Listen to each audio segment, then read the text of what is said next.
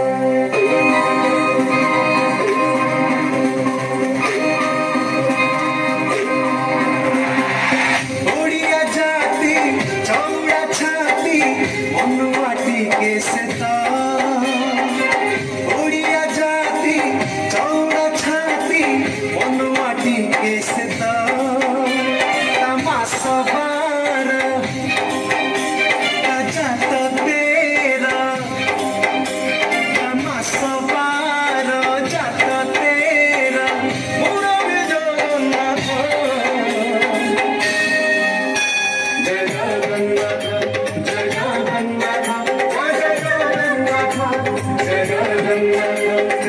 जय